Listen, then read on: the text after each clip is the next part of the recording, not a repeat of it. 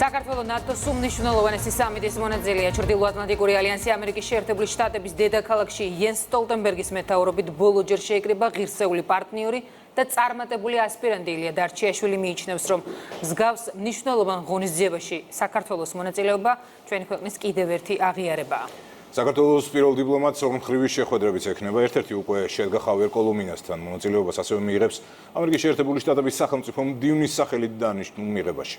დაიწყო თუ არა 75 სამიტი, მანჩი გაბელია ვაშინგტონიდან გვერდება.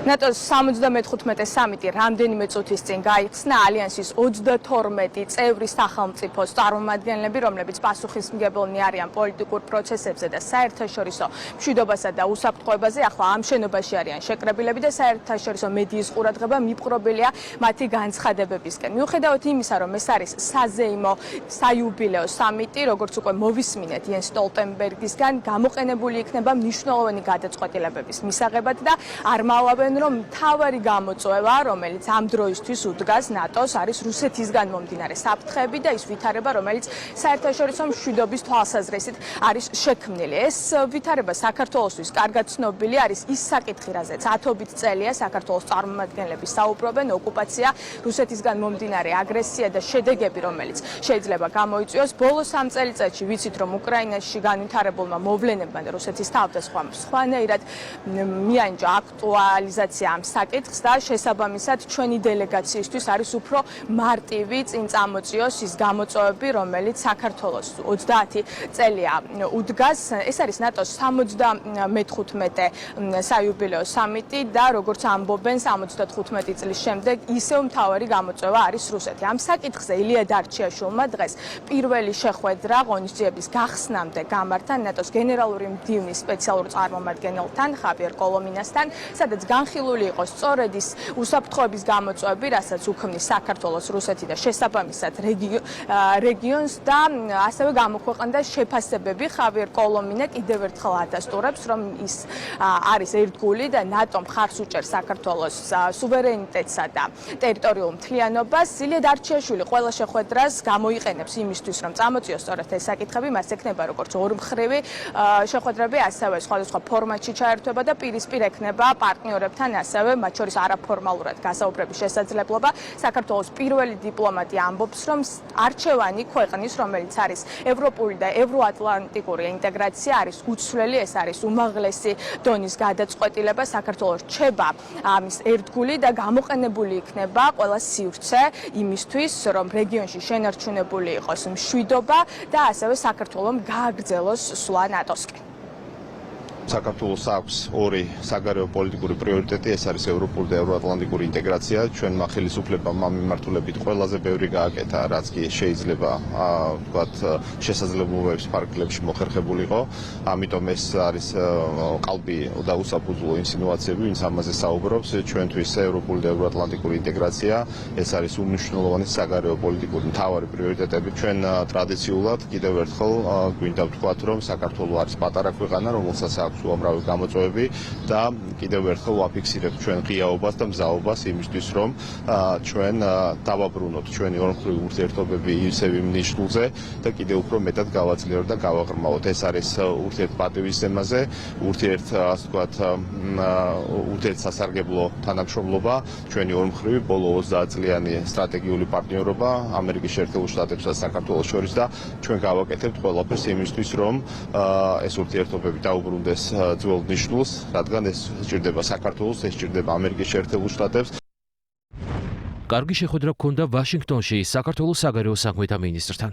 განვიხილეთ ევროატლანტიკური ინტეგრაციის პროცესი, ნატო-საქართველოს პარტნიორობის ამჟამინდელი სტატუსი, SNGP-ის 10 წლის იუბილეის აღნიშვნის ჩათვლით და რეგიონული მოვლენები. ნატო მხარს უჭერს საქართველოს სუვერენიტეტსა და ტერიტორიულ მთლიანობას.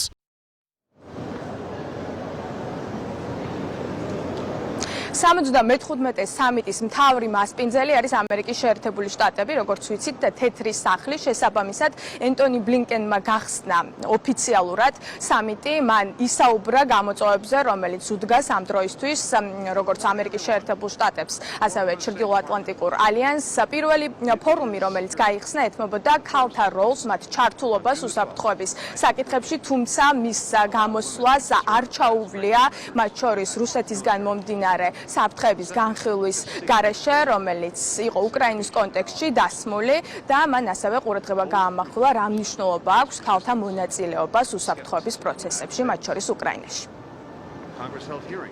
ნატოს ყველა სტრატეგიული ამოცანის მისაღწევა დაუცილებელია, რომ ქალები სათანადოდ ჩავრთოთ ყველა დონეზე.